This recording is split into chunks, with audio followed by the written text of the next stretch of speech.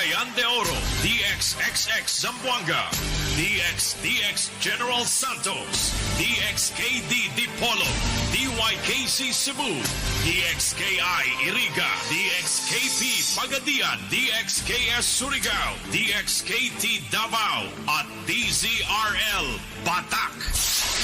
DWIZ 882 Manila, mas pinalawak na pagbabalita, mas todong lakas na pagseserbisyo publiko. DWIZ RPN Radio Philippines Network, Radyo Ronda, DXDX General Santos, member kapisanan ng mga broadcaster ng Pilipinas. Mas tudong lakas, Radyo Ronda Nationwide. Bagong araw na naman, bagong kaalaman, bagong matututunan sa paaralang panghimpapawid. Kami samahan, sabayan ng mga aralin, mga gawain siguradong kagigiliwan. Oras na, alisto na, halina't makinig at matuto sa Radyo General.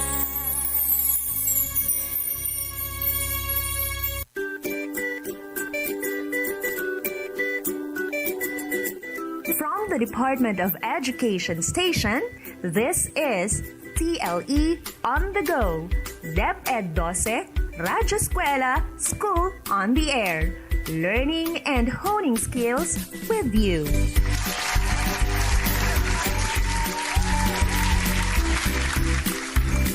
Wakey wakey to all of you, especially to you, grade 7 students. Rise and shine, for it's another brand new day. Once again, this is Teacher Lawrence from Bula National School of Fisheries. Welcome to the second episode of Food Processing Exploration. For this episode, we will still be focusing on the tools, equipment, instruments, and utensils.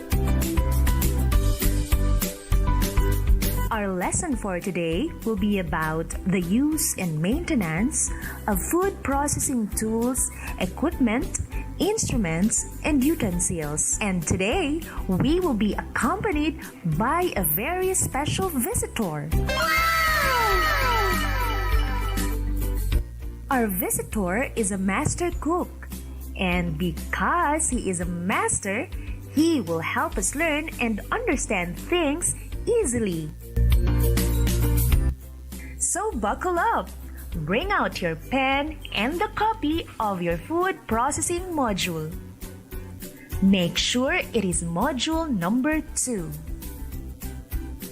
In this module, you will be taught how to interpret a food processing procedure. You will also be taught how to apply standard procedures in using tools, equipment, instruments, and utensils. You will be taught how to calibrate and sanitize these tools, equipment, instruments, and utensils. And lastly, you will be taught how to use tools, equipment, instruments, and utensils according to job requirements and manufacturer's specification.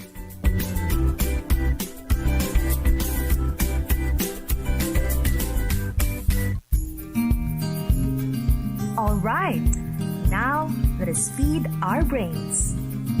To begin, turn your module to page 5. There you can see Activity 1.1. Spot me right. In the previous lesson, you have learned how to select tools, equipment, utensils, and instruments used in food processing. Now look at the pictures carefully. Put a check mark on the tools, equipment, instruments, and utensils used in food processing. on! You can do it! I'll be right back after these few reminders.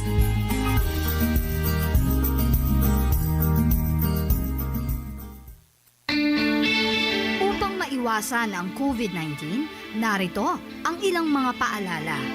Sa halip na makipagkamay o humalik sa kakilala, ngumiti na lamang at tumango. Idaan sa social media ang pagpapakita ng pagmamahal sa pamamagitan ng virtual hugs. Ayon sa Department of Health, ang droplets mula sa pag-ubo at pagbahing ay maaaring umabot ng 1 metro o 3 talampakan. Kaya mahalagang panatilihin ang 1 metrong layo sa mga tao, lalo na kung mayroong sintomas ng respiratory illness. Tandaan, sa mga simpleng paraan, ang COVID-19 ay maiiwasan. Isang paalala mula sa Panahon TV.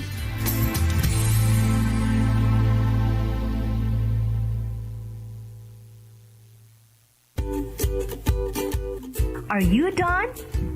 Wow, that's great! Now let's check your work. Here are the numbers that should have a check mark. Numbers 1, 3, 5, and 6. Did you get it right? Marvelous! Aren't you proud of yourself? Keep up the good work.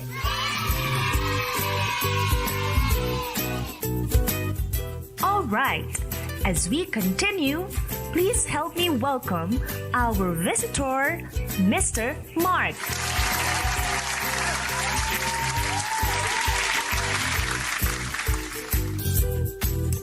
Well, I think I'm just gonna sit here and listen too. Let's all have fun. Thank you, Teacher Lawrence. Good day, everyone. This is Mr. Luvilito Mark. You can call me Kuya Mark, and I will be helping you to learn more about the use and maintenance of tools, equipment, instruments, and utensils of food processing. Alright, let's get going. Now flip your module to page 9. There you can see the food processing procedure. When we say food processing procedure, this involves 4 basic procedures used in final processing of fish products for consumption, cooking or storing. And these are heating, freezing, drying, and smoking. Let us discuss them one by one. First procedure is heating. Heating occurs during both the cooking and the canning process. Second procedure is freezing. Freezing keeps and maintains the flavor, quality, and reduce the biochemical reaction in fish flesh.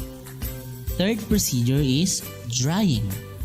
Drying reduces the water activity of fish and it decreases the growth of microorganisms. And the fourth procedure is smoking. Smoking slows the chemical reaction that harms the quality of the fish product. Alright, so those are the 4 procedures in food processing. How are you coping? Great!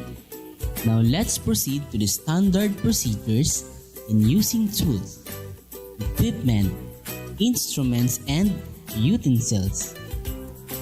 Still on page 9, you can see there the standard procedures.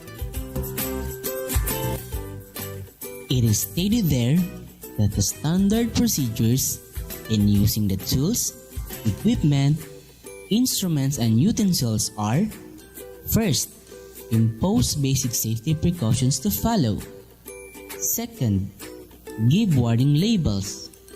Third, indicate the dimensions, capacities, and weights accommodated to it. Fourth, give instructions on how to carry the equipment, tools, or utensils. And fifth, give instructions on the correct usage of the device. There you go. Are you still with me? Why don't you shake your hands? Go shake your hands. Shake, shake, shake, and shake. Alright, you are very good at that. Now flip your module on page 10 to 16. What can you see there? That's great. You are correct. Those are the uses of the different tools, equipment, instrument, and utensils. I believe you're already familiar with it, but have some time to read it for you to fully grasp everything. Can you do that? I know you can handle it. You are an awesome kid. I believe in you. Now, again, this is your Kuya Mark. I hope you learned something from me today. It is a pleasure learning with you. Have a nice day. Teacher Lawrence, it's your turn now. Wow! Thank you, Kuya Mark. That was awesome! I learned a lot from Kuya Mark. How about you? Did you learn something from him too? Of course you do. Let's give ourselves a clap for that.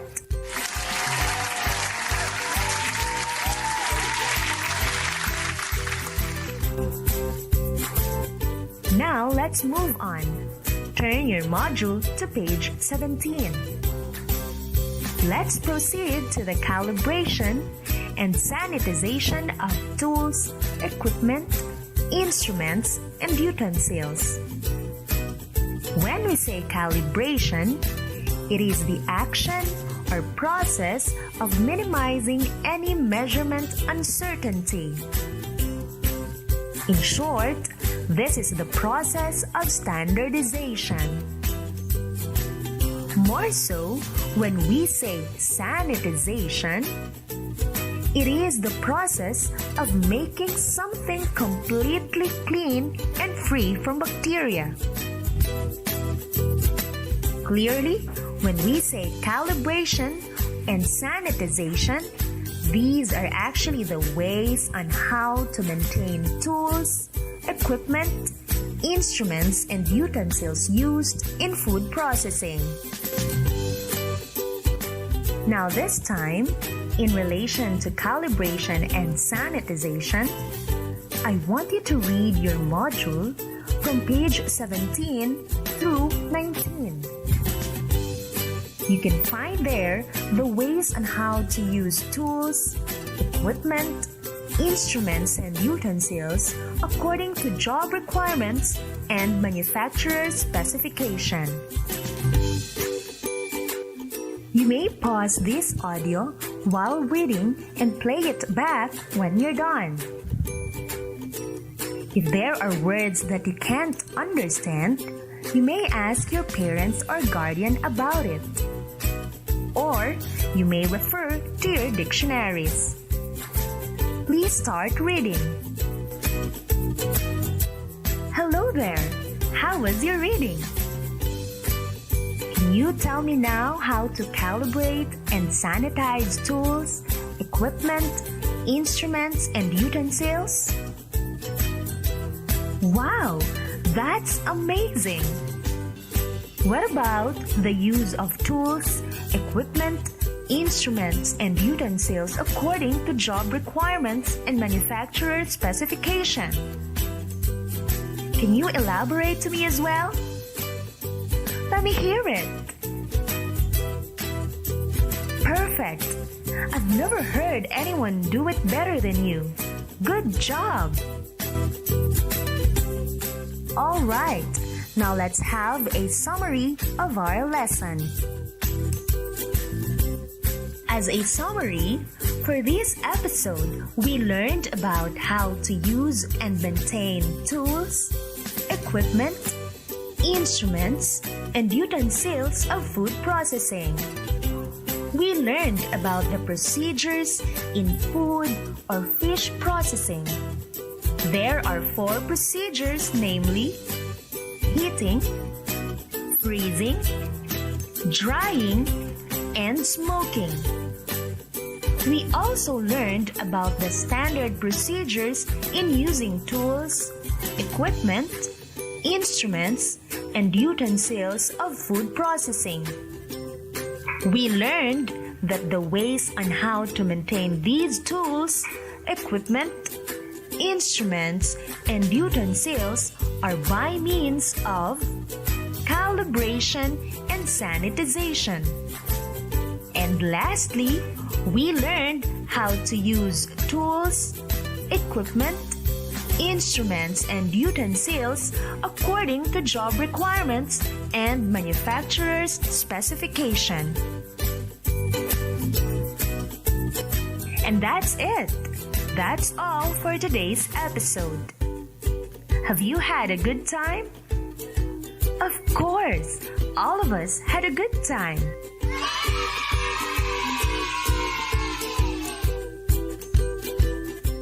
Now, for the reminders.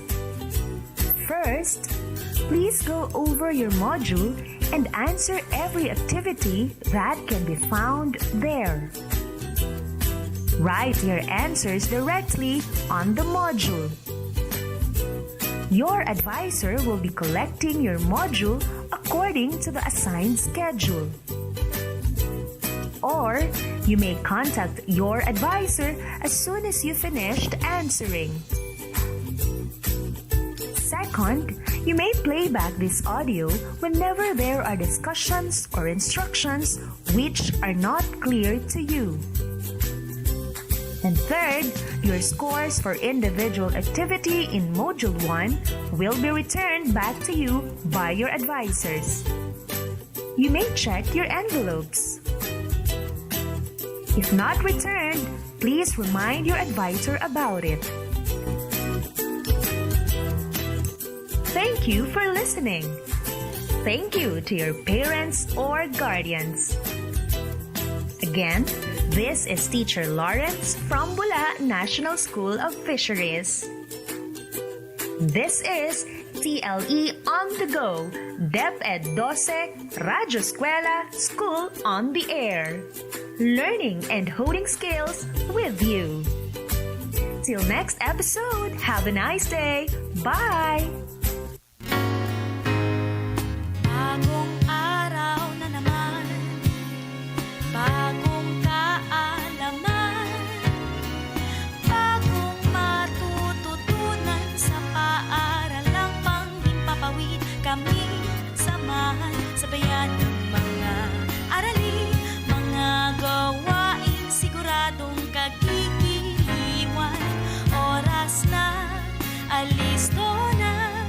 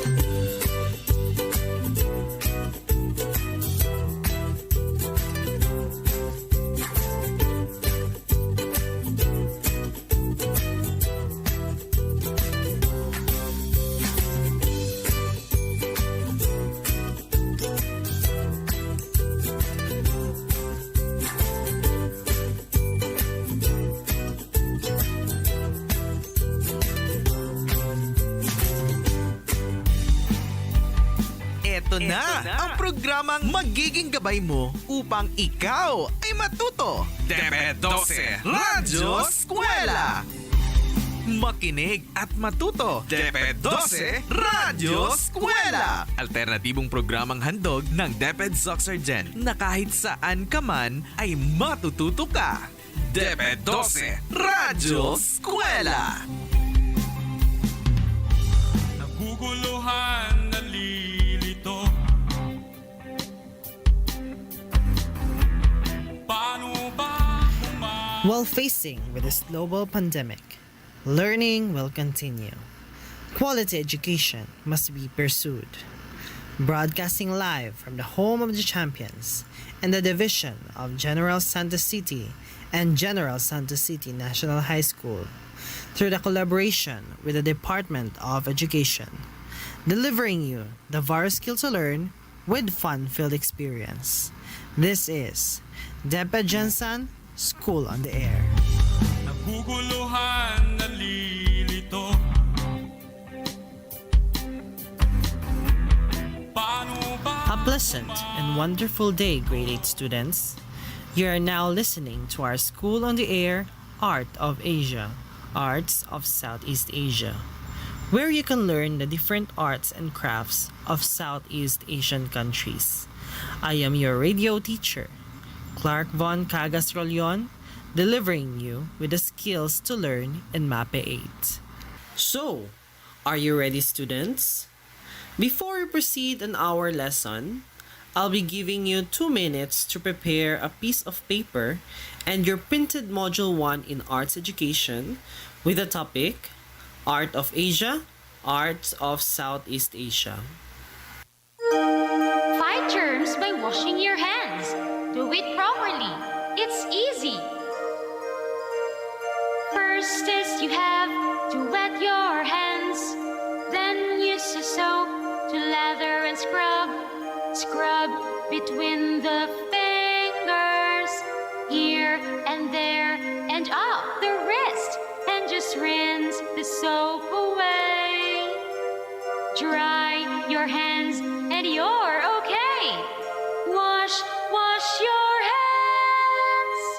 Protect yourself and wash your hands. Without further ado, let's get started. So at this point, I know you are all ready. So please follow the instructions carefully.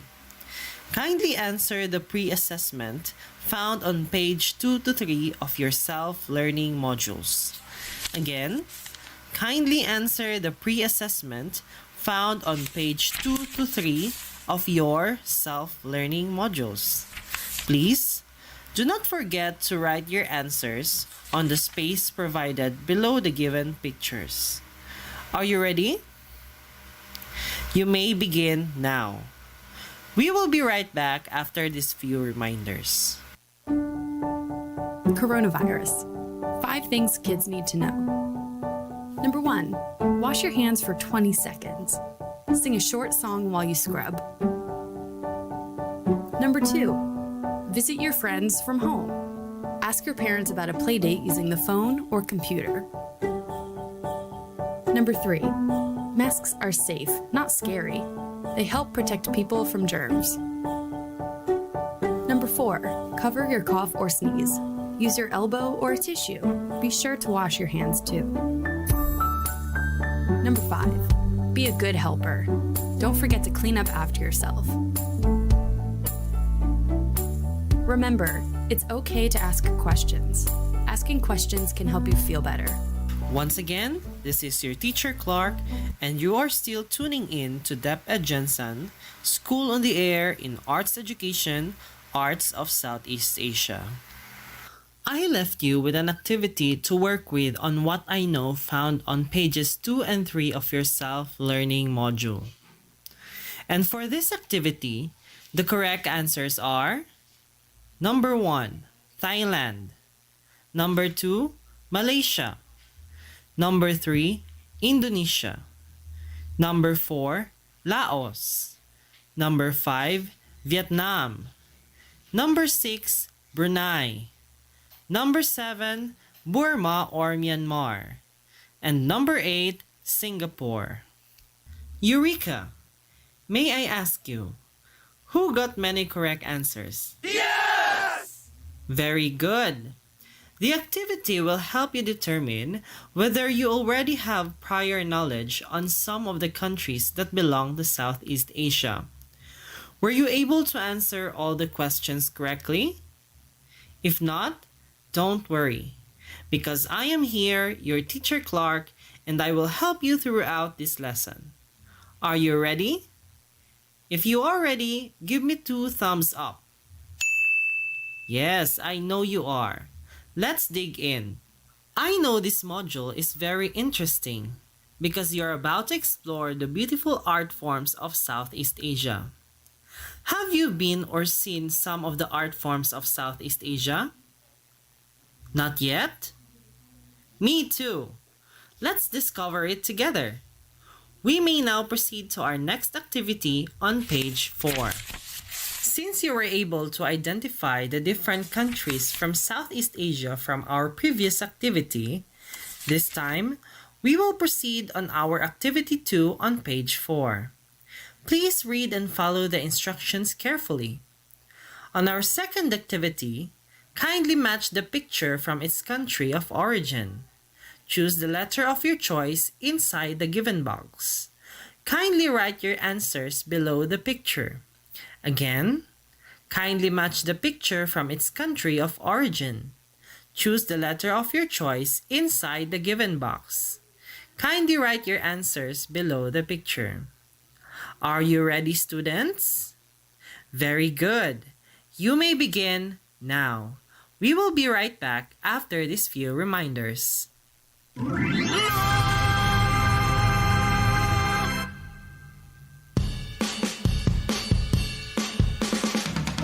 your hands, everybody come along and wash your hands, everybody come along and wash your hands. Show me your hands, everybody, show me your hands. Are they dirty? Show me your hands, everybody, time to wash your hands. Rub your hands, everybody. Rub your hands. Are they soapy? Rub your hands, everybody. Time to wash your hands. And we sing, wash your hands. Once again, this is your teacher Clark, and you're still tuning in to DEP ED Johnson, School in the Air in Arts Education, Art of Asia, Arts of Southeast Asia. I left you with an activity to work with on what's in found on page 4. And for this activity, the correct answers are number 1, H, Laos. Number 2, I, Brunei. Number 3, E, Thailand. Number 4, B, Malaysia. And number 5, letter G, Vietnam. Good job! May I ask you, who got many correct answers? Yes! Excellent! Keep up the good work. Now, let's proceed to page 5, What's New? For our first lesson in this subject, you are expected to analyze elements and principles of art in the production of arts and crafts, inspired by the cultures of Southeast Asia. For us to have a well-gasoline discussion, listen and follow carefully. Can we expect it from you then? Great! Before we move, let's first have a fun fact about Southeast Asian art forms. Did you know that Asian art is mainly religious in nature? Many of visual arts like paintings, architectures, sculptures, and the combined arts like dance and theaters are based on the lives of mythical beings like the different gods and goddesses and heroes. Now you know. Now let's begin. I would like to introduce to you the different fabrics of Southeast Asia found on pages 5 and 6. Did you find it? Very good. I will give you time to read and observe the different fabrics of Southeast Asia. Your School on the Air will be right back after these few reminders. Time to learn and grow. School in the air is here to go. Learning made easy wherever you go. Radio and all is made for you. We educate, we love, and we care. In building dreams together we share. Come join and experience. Radio and all, radio and all. Let's learn and listen to radio and all. We educate, we love, and we care. In building dreams together we share. Come join and experience. Radio and all, radio and all. Let's learn and listen to radio and all. Let's learn and listen to radio and all. Let's learn and listen to radio and all. Once again, this is your teacher Clark, and you are still tuning in to DEP ED Jensen, School on the Air in Arts Education, Arts of Asia, Arts of Southeast Asia. How was it, grade 8 students? Thank you for reading with me. Now, you have been introduced to the different fabrics of Southeast Asia. To help you more, let me synthesize. In your module, you have 3 different kinds of fabric of Southeast Asia. The first fabric comes from Thailand. This kind of fabric is made of cocoons of Thai silkworms. Most of it comes from Korat, which is the center of the silk industry in Thailand. Next fabric is called Sing. This fabric comes from the country of Laos. It is usually made into ankle-long skirts and are usually worn by Lao women. The skirts are adorned with many designs and symbolism, just like crabs for resourcefulness, snake for fertility, and butterflies for beauty. The last fabric is called golden thread silk and were born from Vietnam, and most of their fabrics originated from Ha Dong, the center of weaving and sericulture for centuries. Did you get what I'm saying? Excellent. Now, let's proceed to our next activity. Kindly turn your modules on page 7 and 8. Kindly read and understand. For your next activity, we will help Vin Makata, the traveler, reach her destination. To help her, we should answer each of the questions correctly so she can proceed to the next country in the story. Reminder, kindly read the instructions carefully. Read the selection on your module, then answer the given questions. Choose your answer on the given choices and write it on the space provided before each number. Am I understood? Very good. Then show me what you've got. We will check on you soon after this break. Find germs by washing your hands. Do it properly. It's easy. First is you have to wet your hands. Then use a soap to lather and scrub. Scrub between the fingers, here and there and up the wrist. And just rinse the soap away. Dry your hands and you're okay. Wash your hands. Protect yourself and wash your hands. Once again, this is your teacher Clark, and you're still tuning in to DEP ED Jensen, School on the Air in Arts Education, Art of Asia, Arts of Southeast Asia. Students, let me hear your 5 claps if you are done. Again, let me hear your 5 claps if you are done. Very good. I think you got it. I left you with an activity to work with on What Is It on page 7 and 8. Am I right? Yes. And for this activity, the correct answers are number 1, thigh silk. Number 2, golden thread silk. Number 3, ikat technique and uneven twill. Number 4, hand painted and block printed. And number 5, sing. Very good, students. Well done. May I ask you, who got many correct answers? You're on fire. Keep up the good work. Vin Lakatha is gratified that you have helped her achieve the mission. Before we will proceed to our new task, let us have a fun fact again about Southeast Asian art. Did you know, according to Lao tradition, stories of their history were not passed orally, nor was it written. They wove it.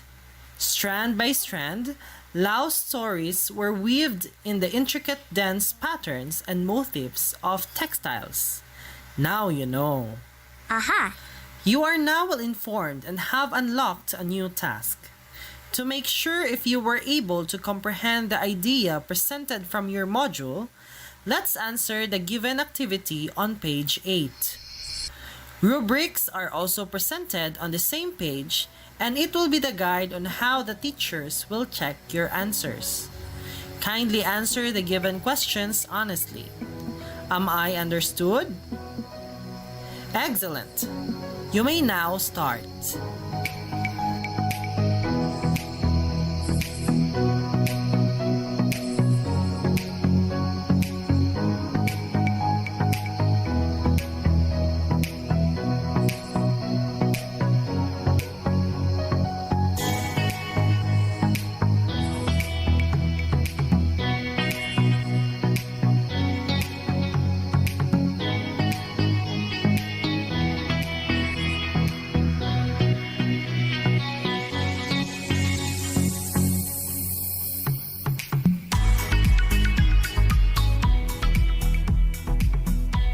Once again, this is your teacher Clark, and you are still tuning in to DEP ED Jensen's School on the Air in Arts Education, Art of Asia, Arts of Southeast Asia.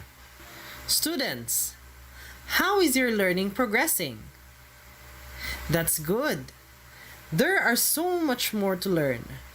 Now, let's get ready for our next activity. Are you excited? Well, I sure am very excited. Kindly turn your modules on page 9. Again, kindly turn your modules on page 9. You can see there an activity under What's More. Please read the instructions carefully. Rubrics are also presented there so that your teacher has basis on how to score your answers. Are you following? Very good. To answer the activity, kindly describe the pictures of batiks presented on the picture and write your observation in terms of its color, pattern, and style. Again, describe the pictures of batiks presented on the picture and write your observations in terms of its color, pattern, and style. Am I understood? Very well. You may now start answering your current activity. We will check on you soon after this break. Wash your hands, everybody come along and wash your hands, wash your hands, everybody come along and wash your hands. Show me your hands, everybody. Show me your hands. Are they dirty? Show me your hands, everybody. Time to wash your hands. Rub your hands, everybody. Rub your hands. Are they soapy? Rub your hands, everybody. Time to wash your hands. And we sing, wash your hands, We are back at DEP ED Jensen School in the Air in Arts Education, Arts of Asia, Arts of Southeast Asia. And this is still your host, Teacher Clark. Now that we are done with what's more, let's proceed to what I have learned. Open your modules on page 11. Again, open your modules on page 11. How are you so far, grade 8 students? Very good. You have finished answering the activity on what's more. This part of activity will measure if you have familiarized what we have discussed all throughout our topic. This will also measure if you can recall the different forms of art in Southeast Asia. Students, look at your books. Make sure that it is on page 11. What you're going to do is to read the questions carefully and write your answers on the space provided before the question. Are you ready, students? Excellent. Then you may start now. We will be right back after these few reminders. Coronavirus. 5 things kids need to know. Number 1, wash your hands for 20 seconds. Sing a short song while you scrub. Number 2, visit your friends from home. Ask your parents about a play date using the phone or computer. Number 3, masks are safe, not scary. They help protect people from germs. Number 4, cover your cough or sneeze. Use your elbow or a tissue. Be sure to wash your hands too. Number 5, be a good helper. Don't forget to clean up after yourself. Remember, it's okay to ask questions. Asking questions can help you feel better. Once again, this is your teacher Clark, and you are still tuning in to DEP ED Jensen School in the Air in Arts Education, Art of Asia, Arts of Southeast Asia. How was your journey in answering what I have learned? And for the following activities, the answers are: Number 1, korat. Number 2, Thai silk making. Number 3, sing. Number 4, Laos. Number 5, golden silk thread. Number 6, shantung taffeta, Bengalin weave, and ebony satin. Number 7, ebony satin. And number 8, Voviet chung. How many answers did you get? Don't worry, there are more activities to complete. Now, to seal your understanding of our lesson, let's do activity What I Can Do Together, found on page 12 of your module. What you will do is that you are going to draw a simple design of batik pattern inside the given box of your module. After that, write your idea reflected from your output on the grid lines below the box. Am I understood? Are you ready? Yes. Let's do it together.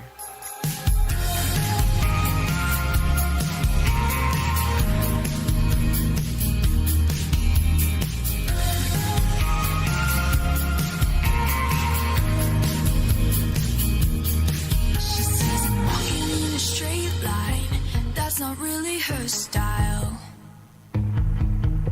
And they all got the same heartbeat, but hers is falling behind. Nothing in this world could ever bring them down. Yeah, they're invincible, and she's just in the background. And she says, I wish that I could be like the cool kids, 'cause all the cool kids, they seem to fit in. I wish that I could be like the cool kids, like the cool kids.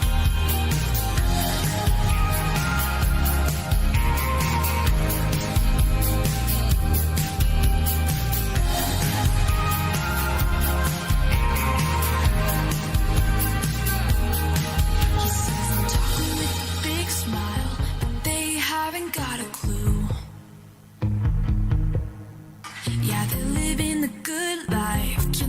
he is going through. They're driving fast cars, but they don't know where they're going.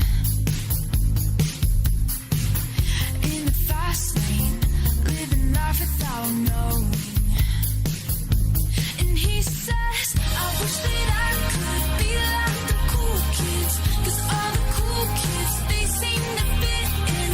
I wish that I could be like the cool kids, like the cool kids. I wish that I could be like the cool kids, 'cause all the cool kids, they seem to get it. I wish that I could be like the cool kids, like the cool kids.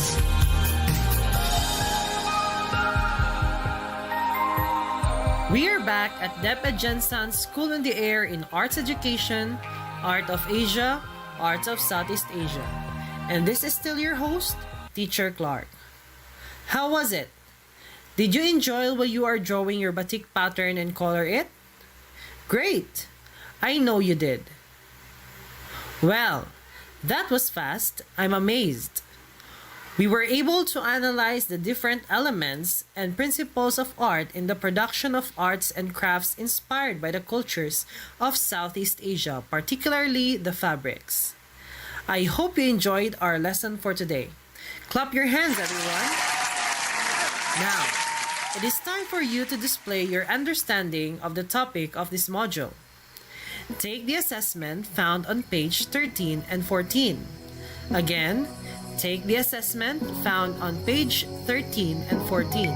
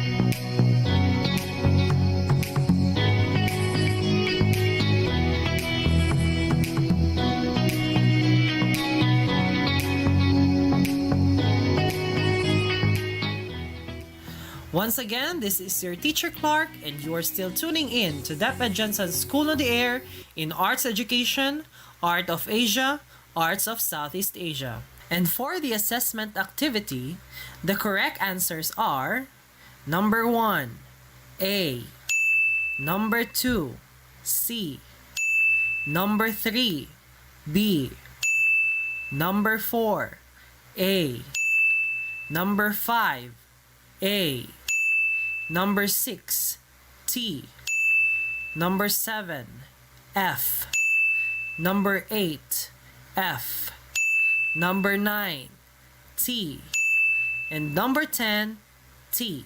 It was enjoyable working with you on the activities we accomplished together. And wait, there's more! You can still go over the pages of your module for clarifications and accomplish the activities we crafted just for you.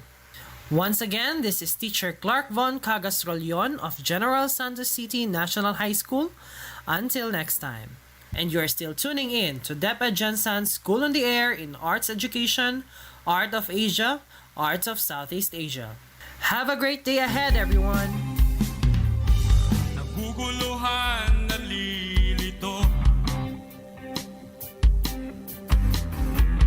Paano ba? Eto na ang programang magiging gabay mo upang ikaw ay matuto. DEP ED Radyo Eskwela!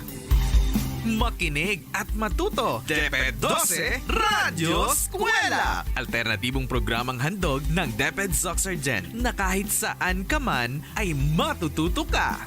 DepEd 12 Radyo Eskwela!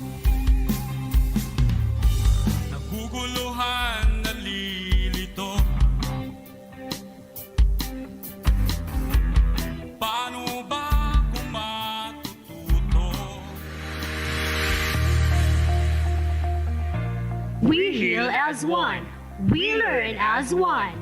Hello, grade 8 students. You are now tuning in to School on the Air in TLE Masonry. This is Teacher James from General Santos City National Secondary School of Arts and Trades, Maine.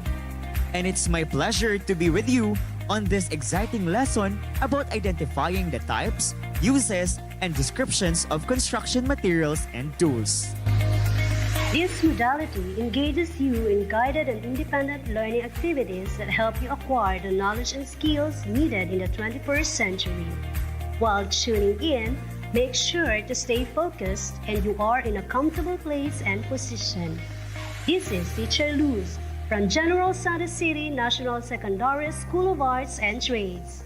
I hope you listen carefully to our broadcast. Here we go! For now, let's start the ball rolling. Get a pen and your printed module in Masonry 8. Our first lesson is about preparing construction materials and tools.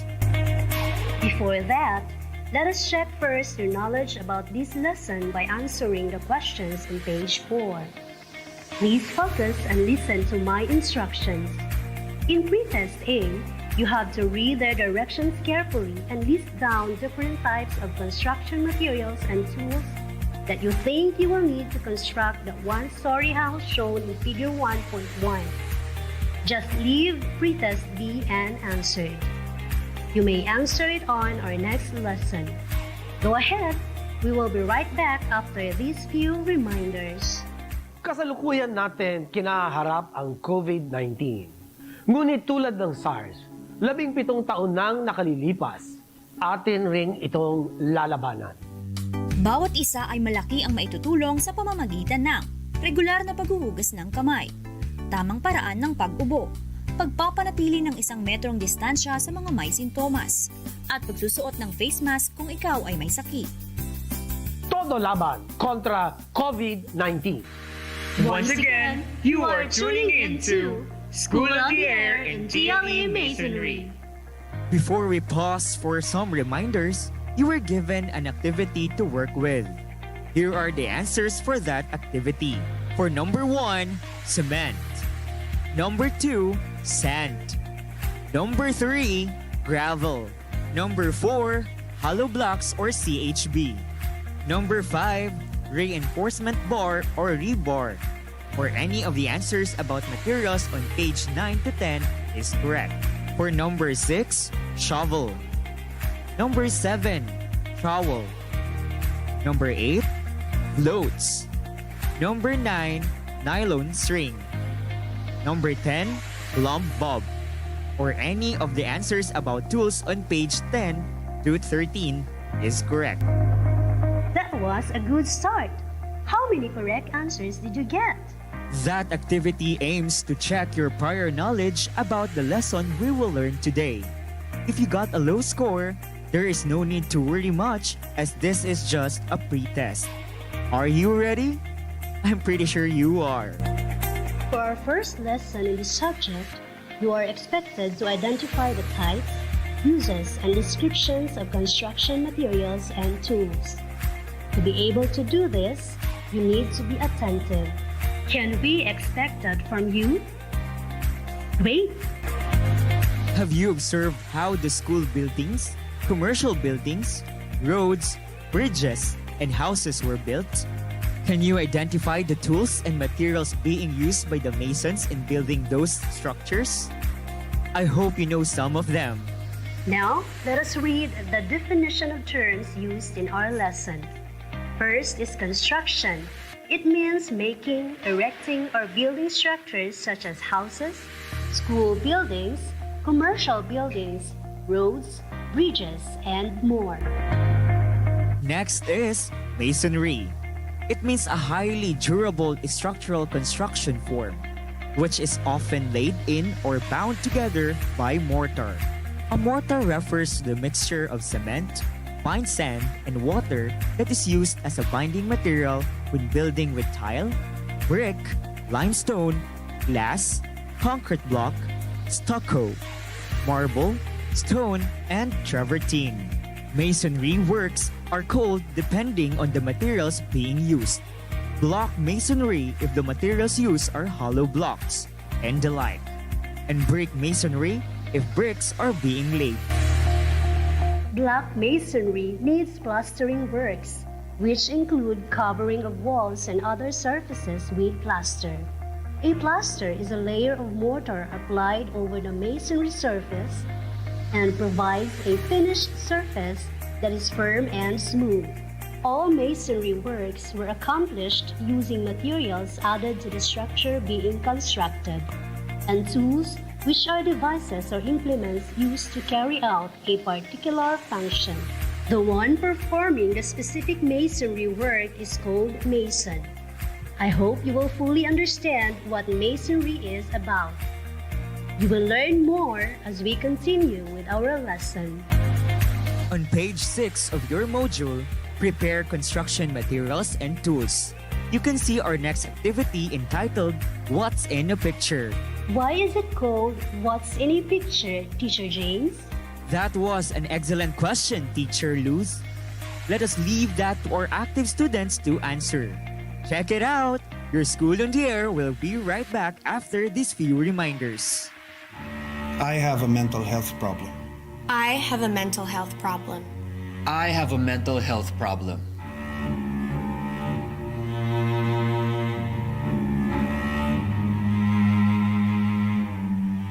We have a mental health problem. Our problem? To this day, we still don't have laws To protect the rights of mental health sufferers.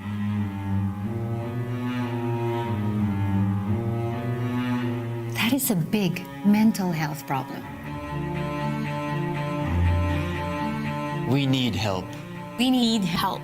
Please, support the petition. For the Philippines' first ever Mental Health Act. Help us get the Mental Health Act passed now. Now. Now. Go to mhactnow.org.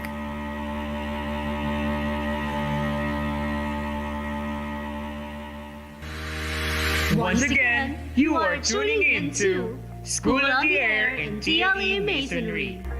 How is it so far, grade 8 students? You know what? By accomplishing the activity What's in a Picture, you will identify some construction materials and tools. You may check your answers referring to the answer key of What's New activity. Did you find the activity meaningful and enjoyable? That's right. To understand the lesson well, we will let you explore the types, uses, and descriptions of construction materials and tools by turning your module to pages 9 to 13. That is a good idea, Teacher Luz. By doing this, your questions regarding this lesson will be answered. I am excited to check on your progress after exploring the content of your information sheet. Go ahead and give it a shot. We will check on you soon after this break. Oh, there she is. She is such a loser. I know. What a geek.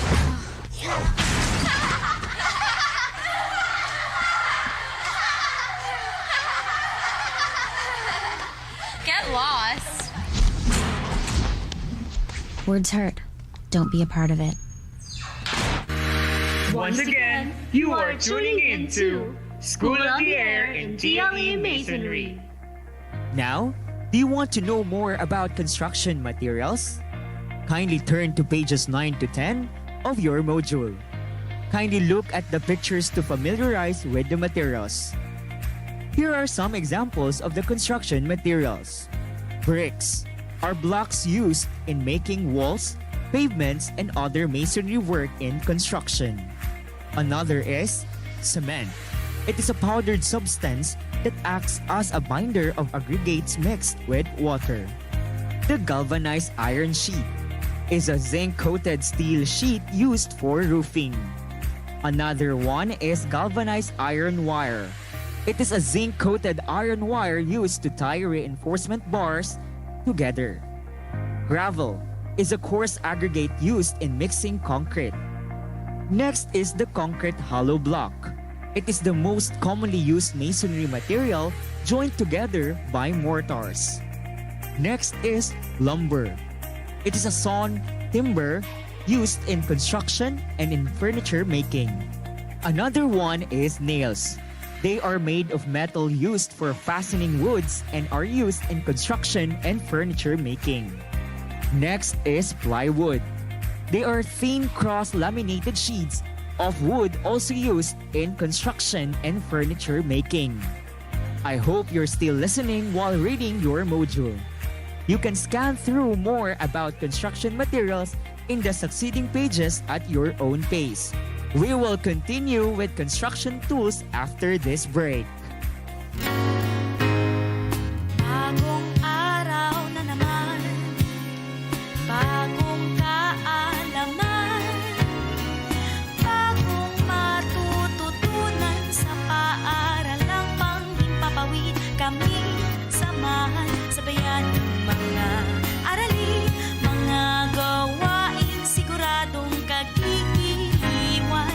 Oras na, alisto na, halina't makinig at matuto sa Radyo General.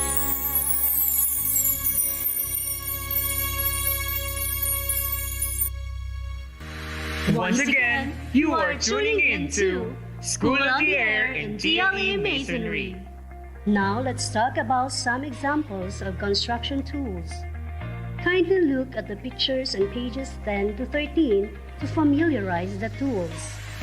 First is a bar cutter. It is a tool specifically designed to cut reinforcing steel bars. Next is a bench vise. It is a tool attached to a workbench that holds a workpiece during operations such as sewing, planning and drilling, and construction and furniture making. A crosscut saw is a tool used for cutting across the grain and is used for construction and furniture making. Next is float. It is used to smoothen concrete surfaces and compact it until it reaches its required level. Level bar. It is a tool used for checking vertical and horizontal position and is used in construction and furniture making. Level hose. It is a tool used for testing horizontal levels of a long-distance surface. A masonry hammer is a tool with a longer handle and two-sided head where one side is made for pounding nails and the other side is used to split bricks. A plumb bob is a tool suspended from a string used for checking vertical alignment. A steel, tape, or pull-push rule is used for measuring long distances. A trowel is a handheld tool with a flat, pointed blade used to apply and spread mortar or plaster. Kindly scan through more construction tools in the succeeding pages at your own pace. We will continue with more activities after this break. Ready ka ba sa lindol? Maghanda ng isang emergency kit na naglalaman ng debateryang transistor, flashlight, first aid kit, tubig na mainom, mga ready-to-eat na pagkain, pito at gas mask. Habang lumilindol, lumayo sa mga poste ng kuryente, pader at iba pang istruktura na maaring bumagsak o matumba. Pagkalindol, huwag pumasok sa mga gusaling may nasirang bahagi. Magplano, magsiguro, makibalita. I am ready. Alerto sa lindol. Once again, you are tuning into School of the Air in DLE Masonry. Undoubtedly, learning to identify the materials and tools used in construction is enjoyable, especially to those who are dreaming of becoming an engineer or architect. I agree with you, Teacher James. In today's lesson, you learn to identify the construction materials and tools by looking at the pictures shown in the module and reading and listening to each item's uses and descriptions. I will give you time to recall the topic by scanning through each item once again before we proceed. We will continue with an activity after this break. Isang taon pa lang ako, nasundan na ni Toto. Grade 2, 8 taon pa lang, 4 na bata ang inaalagaan. Grade 6, 12 na ako, kasing dami na ng pamilya ko. Sabi mo, pasensya na, walang pera kaya mag-drop out ka. Ina ko, sabi mo kami mahal nyo, ari ko pati kayo nagplano. Sana hindi gutom at nag-aaral pa, alaga't malusog ang buong pamilya. Ang planadong buhay ay maayos na buhay. Once again, you are tuning into School of the Air and DLE Masonry. Let's proceed to activity 1.2. Identify me on page 16, where a picture on masonry work is shown. You will identify and describe the materials and tools being used on that specific job by listing or writing down your answers inside the table. You may also proceed to activity 1.3. Unjumble the letters on page 17 after answering activity 1.2. Be sure to read the given directions carefully and write your answers on the provided space. You may check your answers by referring to the answer key for what's more and what I have learned on page 24. Please stand by because we will have a quiz after a short break. Be ready!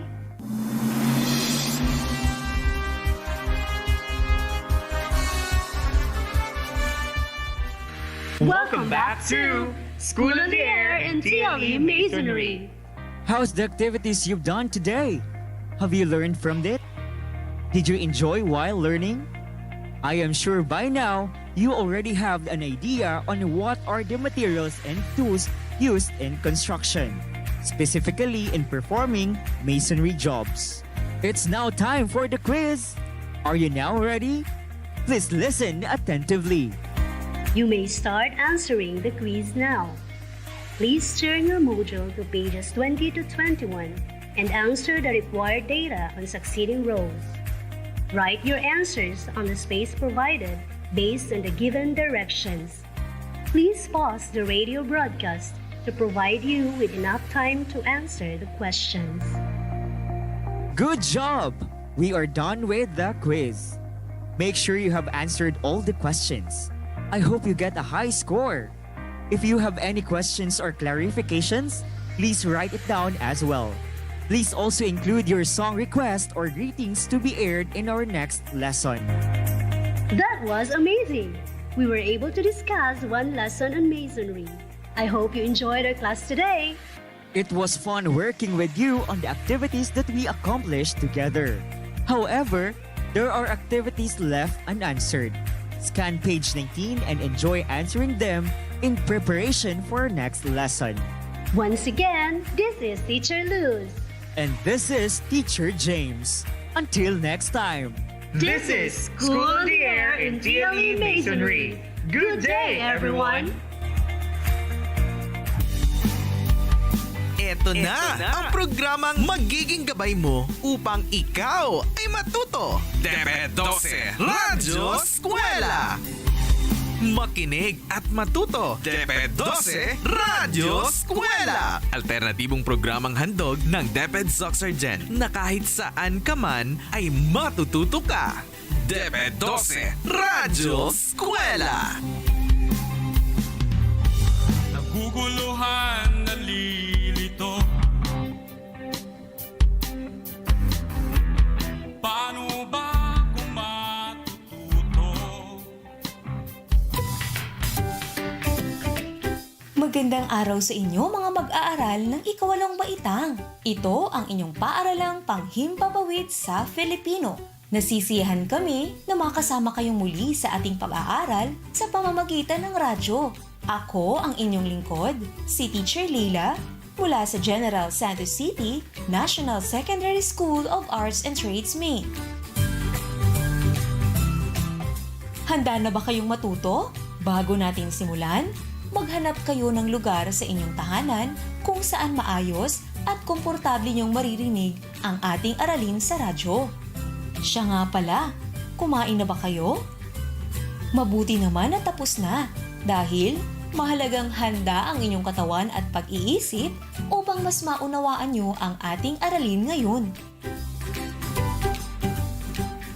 Narito ang pinakamahalagang layunin sa araling ito. Nagagamit ang iba't ibang teknik sa pagpapalawak ng paksa, paghahawig o pagtutulad, pagbibigay definisyon at pagsusuri. Matapos mong pag-aralan ang module, inaasahang matatamo mo ang sumusunod na mga layunin. Nakapagbibigay ng sariling definisyon o kahulugan ng epiko, alamat, at karunungang bayan.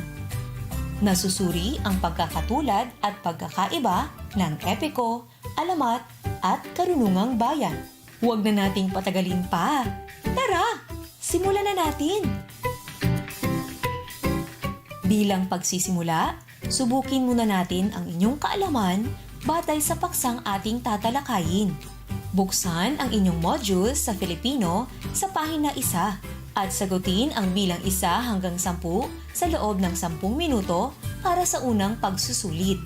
Huwag kang mag-alala dahil maaari mong i-post ang audio na ito habang sinasagutan mo ang panimulang pagsusulit.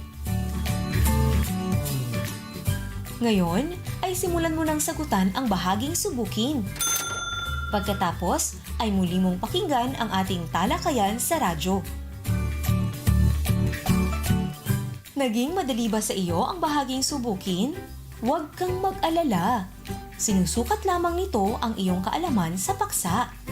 Ngayon, natitiyak kong higit pang madaragdagan ang iyong kaalaman tungkol sa pagpapalawak ng paksa habang isinasagawa ang iba't ibang nakalatag na gawain para sa iyo. Isang paalala, kung kailangan nyo umihi, uminom ng tubig o ano paman, gawin nyo na ngayon dahil ilang saglit lang ay sisimulan na natin ang ating panibagong aralin. Sa araw na ito, bago natin sisimulan ang ating aralin, muli nating balikan ang mga paksa na ating napag-aralan sa pamamagitan ng pagbibigay ng kahulugan at gintong aral ng mga panitikan sa panahon ng katutubo. Ang unang panitikan ay karunungang bayan. Ang ikalawa ay epiko. At ang ikatlong panitikan ay alamat. Sana ay naaalala pa ninyo ang mga kahulugan at gintong aral ng mga panitikan sa panahon ng katutubo. Ngayon, pag-uusapan natin ang paksang mga teknik sa pagpapalawak ng paksa.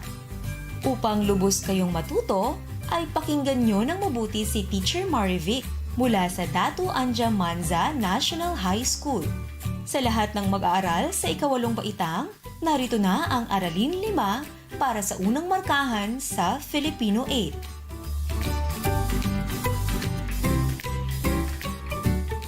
Magandang araw! Ako si Teacher Marivic, ang inyong guro sa Filipino. Nung nakaraan ay tinalakay natin ang panitikan sa panahon ng katutubo at mga pang-abay. Ngayon naman ay pag-uusapan natin ang pagpapalawak ng paksa. Inaasahan ko na pagkatapos ng ating talakayan ay magagamit mo na ang iba't ibang teknik sa pagpapalawak ng paksa. Handa na ba kayo? Halina't suriin na natin ang ating paksa. Mga teknik sa pagpapalawak ng paksa. Sa inyong palagay, ano-ano nga ba ang mga teknik sa pagpapalawak ng paksa? Simulan natin! Mayroong 3 teknik para sa pagpapalawak ng paksa. Ang unang paraan ay pagbibigay kahulugan o definisyon. Ang pangalawa ay pagtutulad. At ang pangatlo naman ay pagsusuri. Ngayon, alamin naman natin kung ano nga bang ibig sabihin ng pagbibigay kahulugan o definisyon. Ang pagbibigay kahulugan o definisyon ay parang exposition na tumatalakay kung nagbibigay kahulugan sa isang salita. Ito rin ay paglilinaw sa kahulugan ng isang salita upang tiyak na maunawaan. Bawat disiplina o larangan ay may tiyak na mga salitang ginagamit kaya't kailangan ipaliwanag ito sa pamamagitan ng definisyon. Alam niyo bang mayroong dalawang uri ng pagbibigay definisyon o kahulugan? Opo, mayroong dalawang uri ang pagbibigay definisyon o kahulugan. Mga uri ng pagbibigay kahulugan o definisyon. Una, maanyong definisyon. At ang pangalawa ay definisyong pasanaysay. Ang maanyong definisyon ay tumutukoy sa isang makatwirang pagpapahayag ng mga salita na nagbibigay ng malaking kaalaman. Ito ay tumutugon sa mga patakaran ng anyong nasa diksyonaryo at encyclopedia. Mga mag-aaral ng ikawalong baitang, maaari bang basahin ang halimbawa dyan sa inyong module? Sa pagpapatuloy, ang pangalawang uri ng pagbibigay kahulugan o definisyon ay ang definisyong pasanaysay. Ito ay isang uri ng definisyong nagbibigay ng karagdagang pagpapaliwanag sa salita. Ito ay kawili-wili, makapangyarihan at makapagpapasigla. Kaya't higit itong binabasa ng mga mambabasa. Walang tiyak na haba ito basta't makapagpapaliwanag lamang sa isang salitang binibigyang kahulugan. Mga mag-aaral, maaaring basahin ang halimbawa dyan sa inyong module. Ang halimbawa na inyong binasa ay sinipi mula sa akdang Ang Kalayaan ni Marcelo H. Del Pilar. Sa ating pagpapatuloy, dadako naman tayo sa pangalawang teknik sa pagpapalawak ng paksa. Meron bang nakakaalala sa nabanggit ko kanina? Magaling! Pangalawang teknik sa pagpapalawak ng paksa. Pagtutulad. Inuulit ko, pagtutulad ang pangalawang teknik sa pagpapalawak ng paksa. Ano nga ba ang pagtutulad? Ang pagtutulad ay naghahambing ng dalawang magkaibang bagay, tao o pangyayari na ginagamitan ng mga salitang tulad ng parang, kagaya, kawangis, kapara, katulad at iba pa. Upang lalong maintindihan, narito ang mga halimbawa. Unang halimbawa, ang bandila sa hangin ay kawangis na isang malaking ibon na nakaladlad ang pakpak. Pangalawang halimbawa, sinlaki ng munggo ang butil ng kanyang pawis. At ang pangatlong halimbawa, pareho silang masayahin. Ang unang halimbawa ay ginamitan ng salitang paghahambing na kawangis upang ilahad ang pagtutulad ng bandila sa malaking ibon. Ang pangalawang halimbawa naman ay ginamitan ng salitang paghahambing na sinlaki upang paghambingin ang sukat ng munggo at pawis. Ang pangatlong halimbawa ay ginamitan ng salitang paghahambing na pareho upang ilahad ang pagkakatulad ng katangiang masayahin sa dalawang tao o higit pa. Ngayon, dadako naman tayo sa pangatlong teknik sa pagpapalawak ng paksa. Mga mahal naming mag-aaral sa ikawalong baitang, naaalala niyo pa ba ang nabanggit ko kanina? Magaling! Ang pangatlong teknik sa pagpapalawak ng paksa ay pagsusuri. Opo, inuulit ko. Ang pangatlong teknik sa pagpapalawak ng paksa ay pagsusuri. Ano kayang kahulugan ng salitang pagsusuri? Mayroon bang nakakaalam sa inyo? Ang husay naman? Yes! Ang pagsusuri ay tinatawag ring pag-aanalisa o pag-oobserba. Ito ay isang teknik na mapag-aralan at mabigyang kasagutan ng mga suliranin. Dito hihimayin ang paksa sa maliit na bahagi upang maunawaang mabuti ang bawat detalye na kapaloob dito. Kalimitan itong ginagamit sa siyentipiko at pang-akademikong pamamaraan. Maaari ding gamitin kahit sa simpleng pag-oobserba gamit ang 5 pandama. Alam niyo ba kung ano-ano ang inyong 5 pandama? Sige nga, isa-isahin natin. Ang 5 pandama ay ang ating paningin, pandinig, pangamoy, panlasa at pandama. Ngayon naman, maaaring basahin ang halimbawa ng pagsusuri dyan sa inyong module. Mga mag-aaral, alam niyo ba ang kahalagahan ng pagpapalawak ng paksa? Mahalaga ang pagpapalawak ng paksa upang maipakita ang iyong kaalaman tungkol sa isang tiyak na bagay. Ngayon ay marami ka ng alam tungkol sa panitikan na umusbong sa panahon ng katutubo. Sa bahaging pagyamanin, subukin mo namang ipakita ang iyong kaalaman sa pagpapalawak ng paksa gamit ang mga teknik na napag-aralan natin.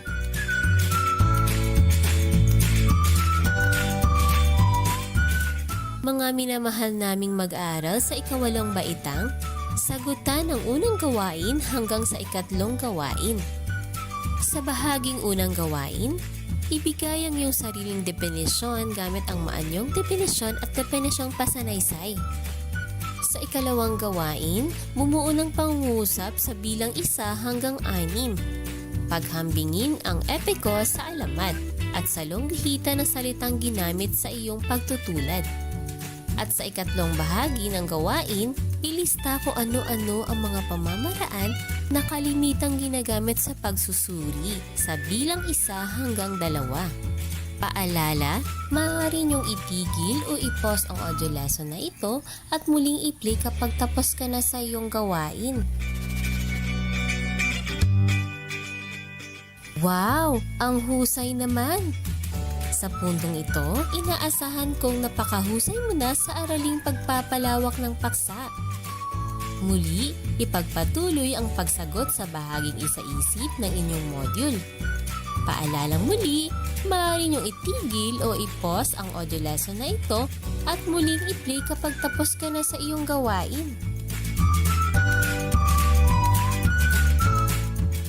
Binabati ko kayo sa husay ng inyong ipinamalas.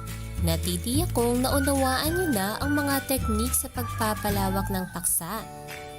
Ngayon ay handa mo nang gamitin ang iyong mga natutuhan sa tunay na buhay.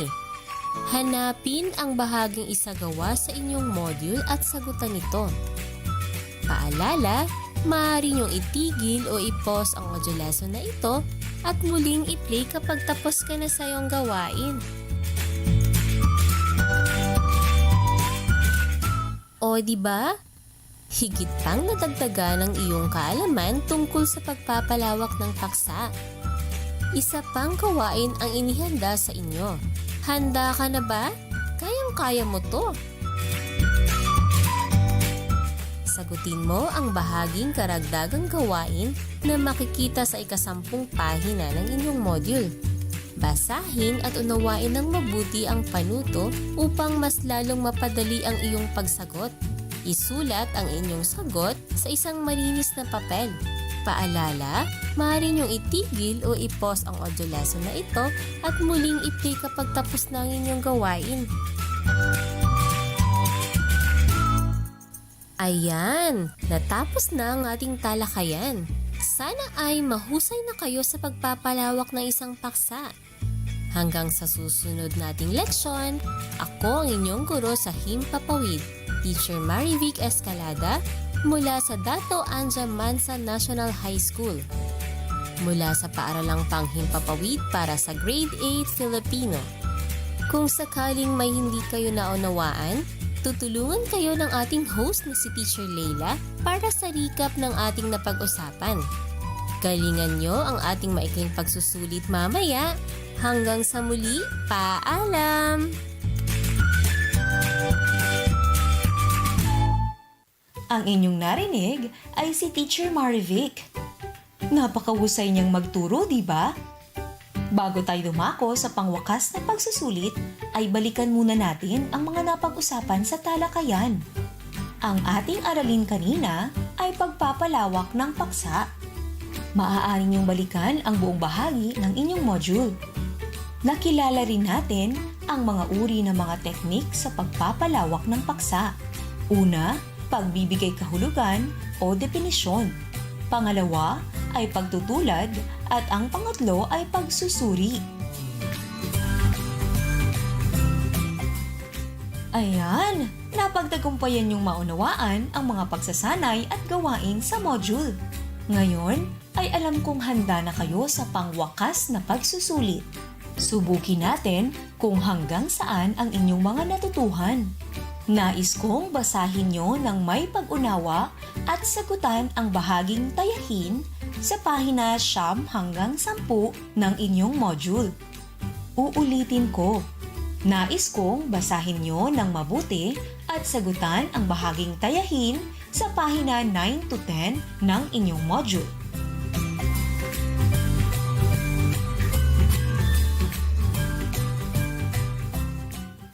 Binabati ko kayo! Nagawa nyo ang lahat ng mga pagsasanay at gawain sa module na ito ng buong husay. Paalala lamang, huwag na huwag nyong kalilimutang ipasa ang inyong learning activity sheet at feedback forms. Kung sakaling mayroong mga bahagi ng module na hindi nyo maintindihan, huwag kayong mahihiyang i-text o tawagan ang inyong Filipino teacher sa tamang oras sa inyong class schedule.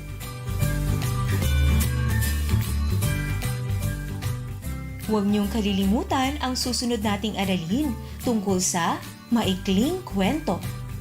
Siguruhing tumutok sa ating paaralang panghimpapawid araw-araw. Hanggang sa muli, ako si Teacher Leila na nagsasabing, laging tandaan, ang pandemya ay di hadlang sa pagtamo ng karunungan. Paalam!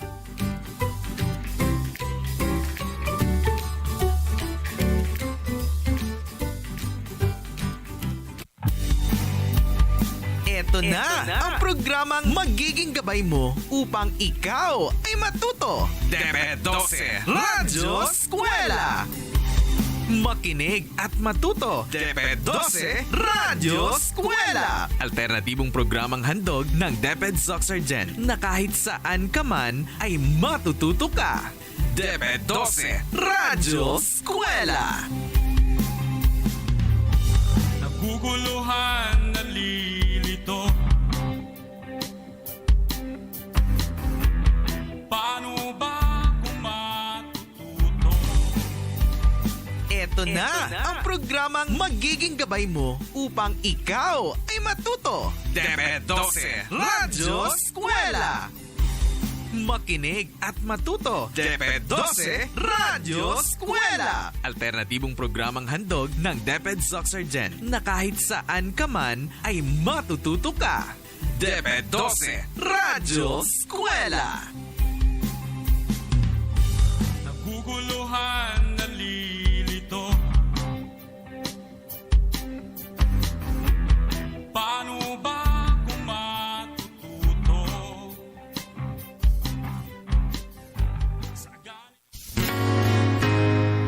Bagong araw na naman, bagong kaalaman, bagong matututunan sa paaralang panghimpapawid. Kami samahan, sabayan ng mga aralin, mga gawain, siguradong kagigiliwan. Oras na, alisto na, halina't makinig at matuto sa Radyo General.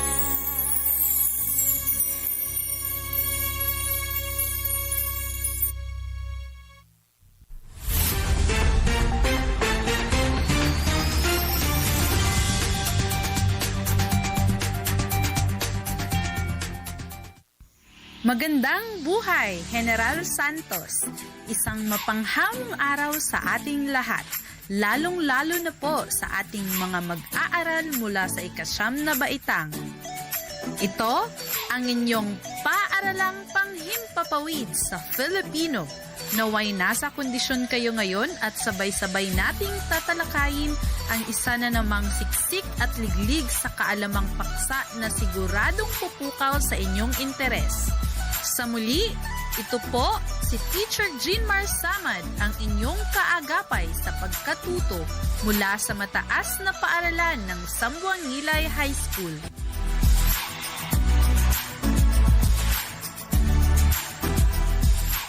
Ako naman si Teacher Jonathan Gurid. Salamat talaga sa Panginoon at malakas pa rin tayo. At muling magsama-samang matuto.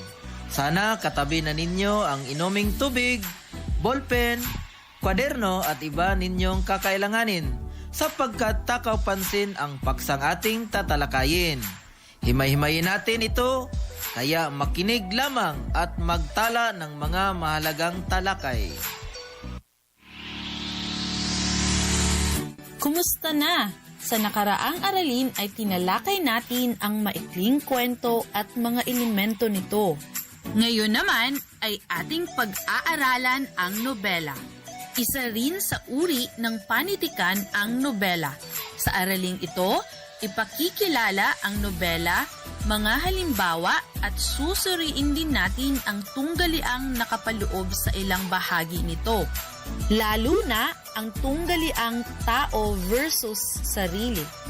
Sa puntong ito, nais kong kuhanin ninyo ang inyong handout para sa leksyon ukol sa nobela. Sige, kunin niyo na ang inyong handout. Halina at mag-umpisa na tayo. Ngayon ay handa na tayo para sa panibagong aralin. Handa na ba kayo? Kung kailangan ninyong magbanyo, gawin nyo na yan ngayon dahil sa ilang saglit lang ay ihahatid na sa atin ng ating guro ang mga bago nating leksyon. Bago tayo mag-umpisa, susukatin muna natin ang inyong nakaimbak na kaalaman. Sikapin mong sagutin ang mga katanungan na nasa module. Tingnan natin kung maaalala mo pa ang natalakay natin sa nakaraang aralin. Buksan ang inyong mga module sa pahina 2. Basahing mabuti, unawain at sagutan. Isulat ang titik ng tamang sagot sa mga patlang. Bibigyan ko kayo ng 3 minuto para ito ay sagutan. Tapos na ba? Magaling!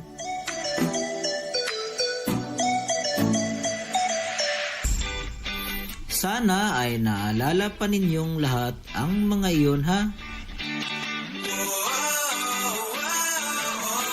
Ngayon naman, handa na ba kayo sa bagong aralin natin? Gaya ng nabanggit ko kanina, ang ating leksyon ngayon araw ay tungkol sa nobela. Kagaya rin ng maikling kwento.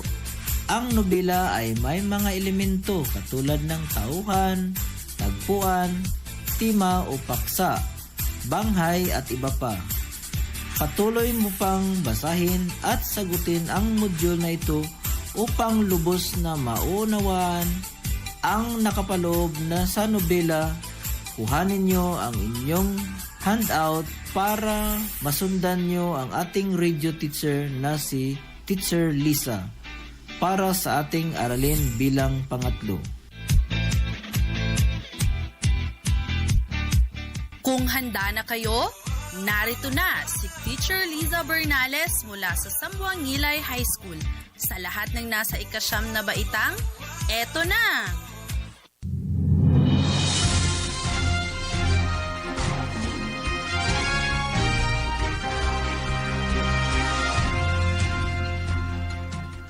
Magandang araw mga mag-aaral mula sa ika-9 na baitang. Ako ang inyong guro, si Teacher Lisa Bernales. Kumusta na? Sa nakaraang aralin ay tinalakay natin ang maikling kwento at mga elemento nito. Isa rin sa uri ng panitikan ay ang nobela na siyang tatalakayin natin ngayon. Sa araling ito, ipakikilala ang nobela. Mga ilang halimbawa at susuriin din natin ang mga tunggaliang nakapaloob sa ilang bahagi nito, lalo na ang tunggaliang tao versus sarili.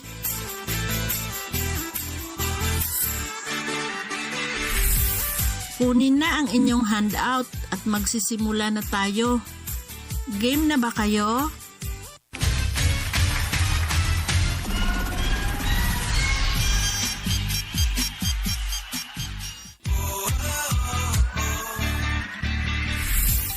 May tanong ako sa inyo. Nasubukan mo na bang magtala ng iyong karanasang hindi mo malilimutan? Ang mga karanasang hindi mo makakalimutan. Noong nasa elementarya ka at sa pangalawang kahon naman, ngayong nasa sekundarya ka na. Karagdagang tanong, bakit di mo ito malilimutan? Ano-anong mga aral ang natutunan mo sa mga karanasang ito? Maaaring paghambingin ang kabataan noon at ngayon pagdating sa pag-aaral, gawaing bahay at nakagisnang laro. Sa pagkakataong ito nakapagbalik tanaw ka sa iyong karanasan. Bakit ko nga ba pinasariwa ito? Ngayon ay alamin natin ang karanasan ni Roberto sa bahagi ng nobela. Halina't basahin at unawain ang nobelang EBN Kiki BS NPL AQ ni Bob Ong. Ito ay makikita sa pahina 5 hanggang 6. Kayo ay binibigyan ko ng 3 minuto para basahin. May bagong virus na kumakalat ngayon at naaalarma ang buong nation. Para di daw mahawa, ito ang solusyon. Kaya sundin mabuti tong instructions. Maghugas ng kamay para virus mamatay. Iwasan ding humawak sa iyong mouth, nose at eyes para COVID-19 hindi na makapuksa.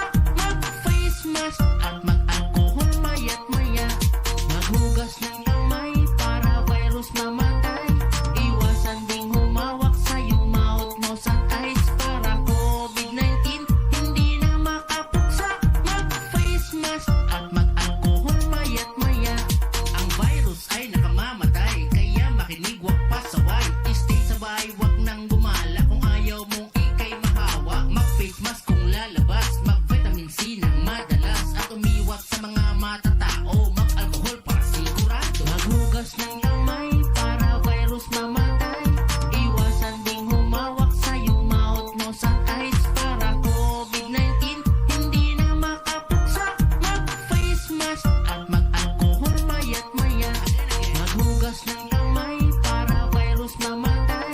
Iwasan ding humawak sa iyong mouth, nose at eyes para COVID-19 hindi na makapuksa. Mag-face mask at mag-alcohol maya't maya. Maghugas ng kamay para virus mamatay. Iwasan ding humawak sa iyong mouth, nose at eyes para COVID-19 hindi na makapuksa. Mag-face mask at mag-alcohol maya't maya.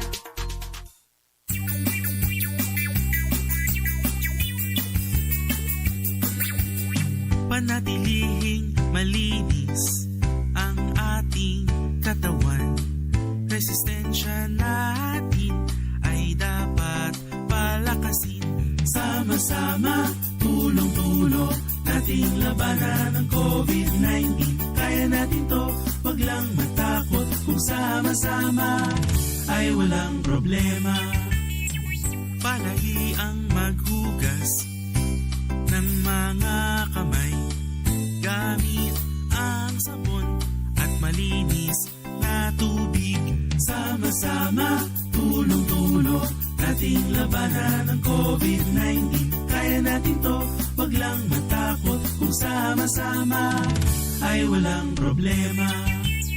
Sa may sakit, ika'y dumistansya para di ka mahawa. Kung uubo at babahing, bibig at ilong iyong takpan. Sama-sama, tulong-tulong, nating labanan ang COVID-19. Kaya natin to, wag lang matakot. Kung sama-sama ay walang problema. Labanan ang COVID, kaya natin to. Tapos na ba? Magaling!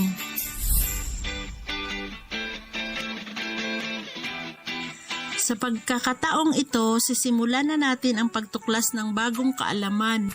Mahalaga muna na maintindihan mo bilang mag-aaral ang kahulugan ng nobela at mga elemento nito. Isa rin sa akdang pampanitika na ginagamit ang imahinasyon na hango sa mga tunay na pangyayari ay ang nobela. Ang isang nobela ay nagtataglay ng maraming ligaw na tagpo. Ito ay may mahabang kawing ng panahon at ginagalawan ng maraming tauhan.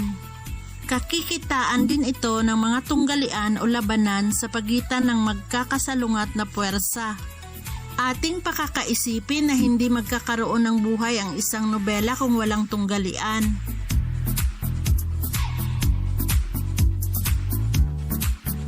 Ang mga tunggalian o labanang ito ay ang mga sumusunod. Una, tao versus kalikasan. Dito ay pilit na pinaglalabanan ng pangunahing tauhan ang puwersa ng kalikasan. Mga halimbawa nito ay lindol, baha, bagyo, at buhawi. Pangalawa naman ay tao versus tao. Dito ang tao ay laban sa kapwa-tao. Ang kanyang problema o kasawian ay dulot ng kanyang kapwa. Ito ay labanan ng bida at kontrabida o mabuting tao sa masamang tao. Mga halimbawa nito ay suntukan, sinabunutan ng kaaway at pinaputukan ng baril.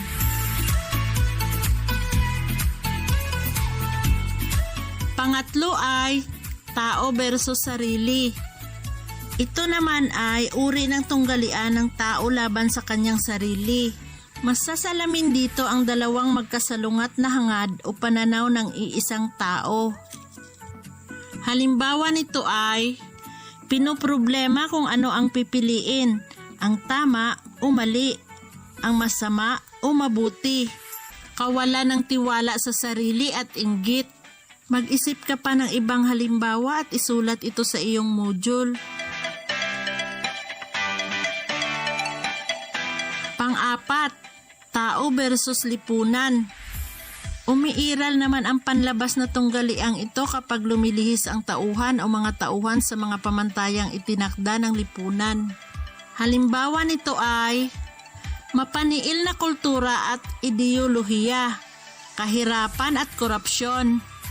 Magbigay ka pa ng dalawang halimbawa at ang sagot ay isulat sa inyong module sa pahina 8. Magbigay pa ng mga karagdagang halimbawa na iyong maisip at isulat kaagad ito sa inyong module. Aasahan ko yan ha, na marami kang naisulat. Naunawaan nyo ba? Magaling! Ngayon naman ay aalamin natin ang iyong natutuhan o naunawaan mula sa nobelang binasa. Ang mga gawain ay kailangan mong isagawa upang malinang ang lahat ng kasanayan na dapat mong taglayin. Handa na ba kayo?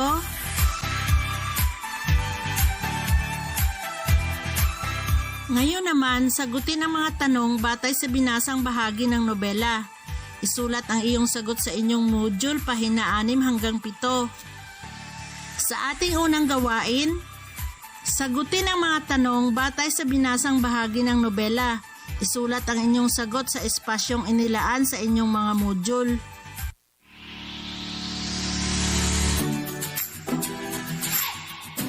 Unang bilang, sino ang pangunahing tauhan?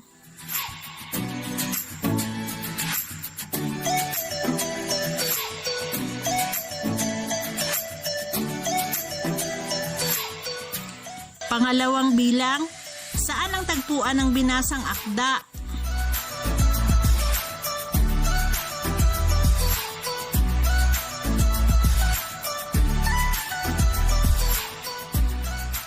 Pangatlong bilang, ilarawan ang katangian ng nagsasalita sa binasang akda.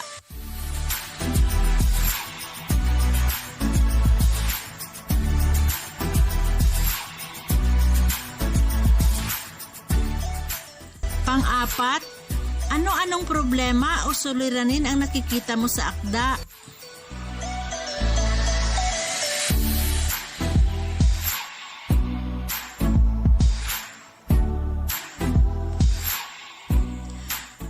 Pang-5, Masaya ba ang karanasan mo noong elementarya at sekundarya?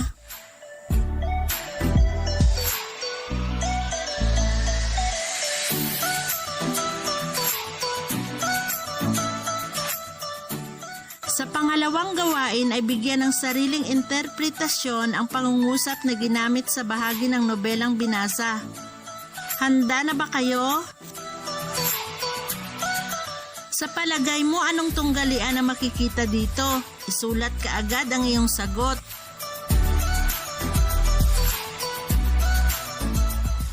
Unang bilang, naging teacher's pet at teacher's enemy ako.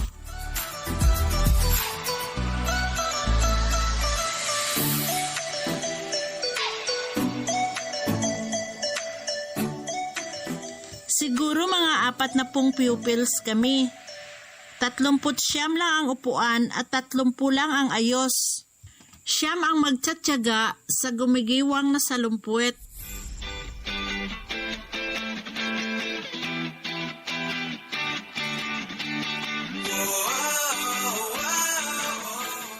Pangatlo, lumuwa ang mata ng mga classmate ko nung magpunta ako sa harapan.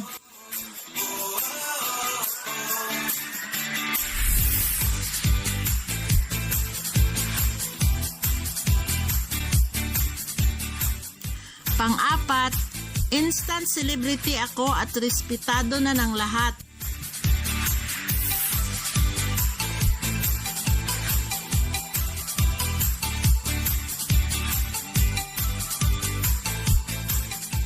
Pang-lima, hinati ang kantin, ang kalahati, room namin.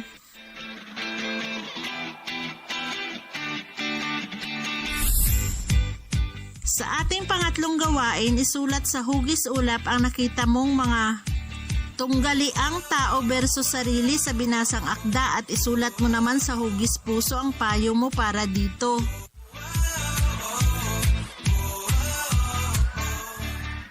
Nakuha mo ba ang sagot? Magaling!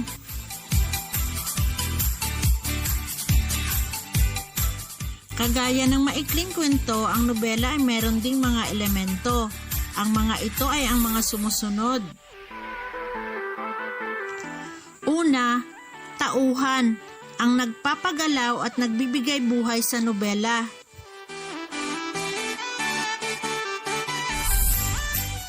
Pangalawa, tagpuan, ang lugar at panahon ng mga pinangyarihan.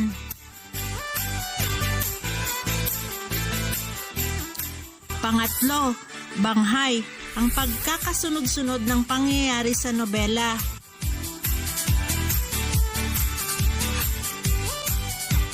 Pang-apat, tema, ang paksang diwa, binibigyang diin sa nobela. Pang-lima, damdamin, ang nagbibigay kulay sa mga pangyayari.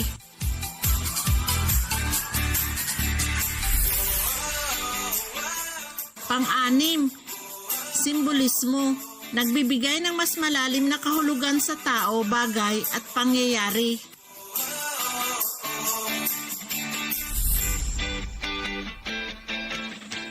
Naalala mo pa ba ang mga elemento ng maikling kwento?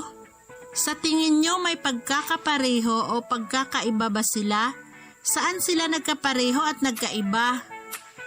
Maaari mo itong isulat ngayon. Buklatin ang dahon ng inyong module sa pahina 9 at sagutan.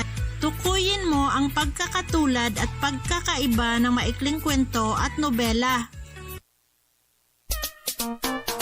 May bagong virus na kumakalat ngayon at naaalarma ang buong nation. Para di daw mahawa, ito ang solusyon. Kaya sundin mabuti tong instructions. Maghugas ng kamay para virus mamatay. Iwasan ding humawak sa iyong mouth, nose at eyes para COVID-19 hindi na makapuksa. Mag-face mask at mag-alcohol maya't maya. Maghugas ng kamay para virus mamatay. Iwasan ding humawak sa iyong mouth, nose at eyes para COVID-19 hindi na makapuksa. Mag-face mask at mag-alcohol maya't maya.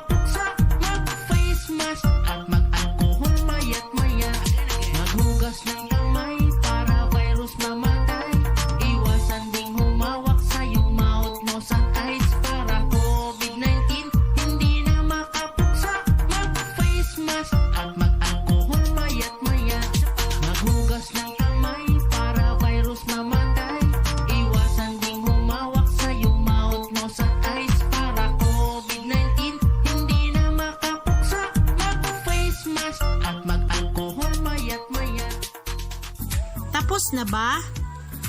Magaling!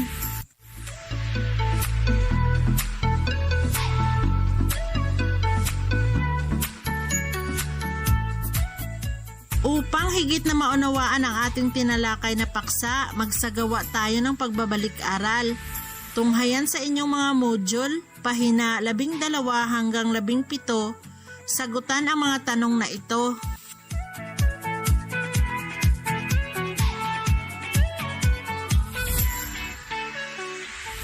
Una, ano ang nobela? Pangalawa, ibigay ang 4 na tunggalian. Pangatlo, ano ang kahalagahan ng tauhan sa nobela?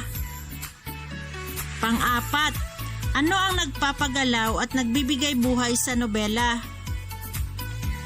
Pang-5, ano ang elemento ng nobela na kakikitaan ng may pagkasunod-sunod na pangyayari?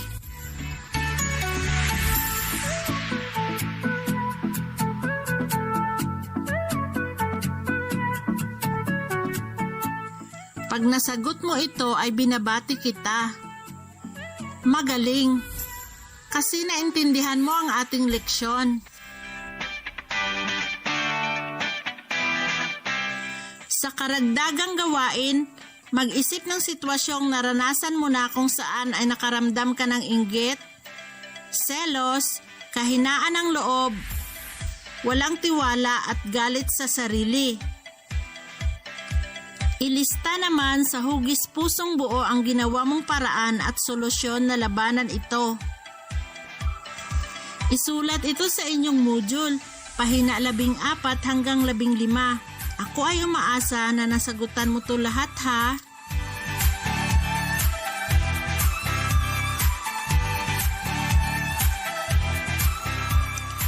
Sana ay nagustuhan at naunawaan nyo ang ating leksyon sa araw na ito. Nag-enjoy ba kayo? Hinihikayat ko kayong magbasa o manood pa ng iba't ibang nobela para matukoy ninyo ang mga tunggaliang nakapaloob dito. Hanggang dito na lang at hanggang sa muli nating pagkikita.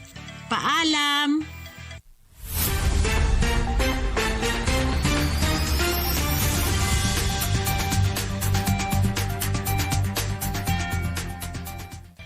Narinig nyo si Teacher Liza Bernales na guro ng Filipino mula sa Sambuangilay High School. Natutunan natin sa kanya ang tungkol sa kung ano ang nobela, ang mga elemento nito, at iba-ibang tunggalian versus sarili na matatagpuan dito. Enjoy, hindi ba? Recap tayo maya-maya pagkatapos ng isang paalala.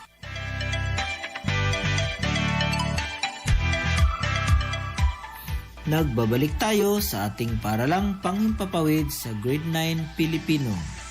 Kanina ay tinalakay natin kasama si Teacher Lisa ang aralin ukol sa nobela na ito pala ay nagtataglay ng maraming ligaw na tagpo o kabanata.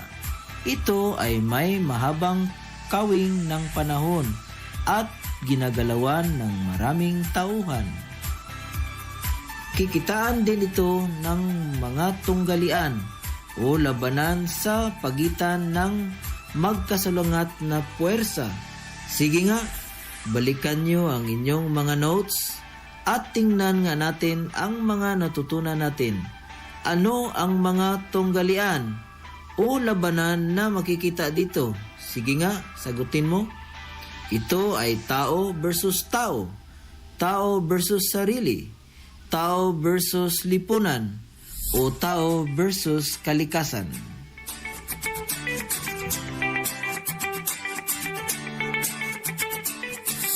Ibinahagi sa atin ni Teacher Liza na ang nobela ay kagaya rin ng maikling kwento na nagtataglay din ito ng iba't ibang elemento katulad ng tauhan, tagpuan, tema o paksa, banghay at iba pa. Kami ay umaasa na may natutunan kayong aral sa nobela na ating tinalakay ngayon. At ito'y makapagbigay gabay sa inyong pamumuhay sa araw-araw at mayroon na rin kayong kakayahang matukoy ang iba't ibang tunggalian na inyong mararanasan sa buhay.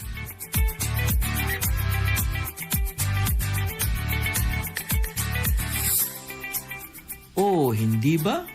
Kayang-kaya na natin ngayong tukuyin ang lahat ng tunggalian?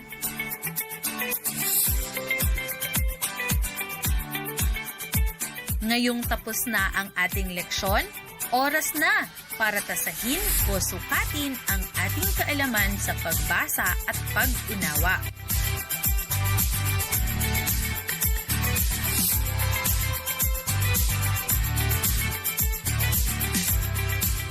Bago tayo magtapos, para sa karagdagang gawain, ay magkaroon muna tayo ng konting pagsusulit. Handa na ba kayo? Tunghayan ang pahina 16 hanggang 17 sa inyong mga modyul. Basahin at awanawain ang bawat tanong na ibinibigay upang masukat natin ang antas ng inyong kaalaman. Tukuyin ang isinasaad sa bawat bilang, bilugan ang titik ng inyong sagot. Diyan nagtatapos ang ating maiksing pagsusulit. Nasagutan niyo ba ang lahat ng tanong?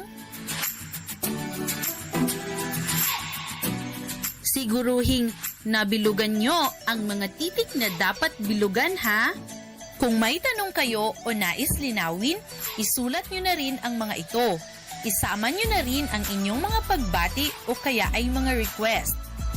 Pwede rin ang mga request ng kantang nais niyong marinig sa ating paaralang panghimpapawid.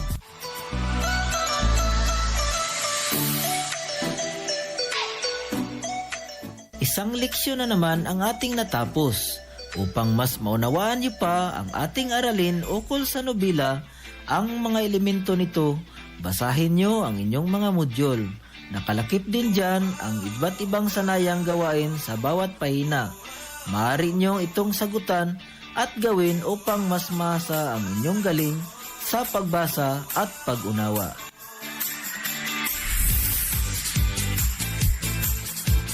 Hihintayin din ng inyong mga guro ang inyong text message ukol sa topic na hindi maintindihan. At pwede nyo rin silang tawagan o makausap. Ipadala nyo ito sa numerong nakalagay sa inyong kits. O di kaya, pwede rin magpadala ng email o kaya naman ay mensahe sa Facebook.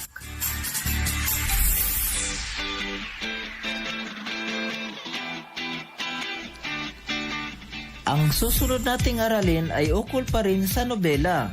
Siguruhing tumutok sa ating pangparalang panghimpapawid tuwing alas 3 ng hapon hanggang alas 4 ng hapon. Hanggang sa muli, ako si Teacher Jonathan Gurit, ang aking kasama na si Teacher Jinmar Samad. Laging tandaan, ang mag-aaral na mabuti, ito ang susi natin tungo sa isang masaganang bukas. Paalam!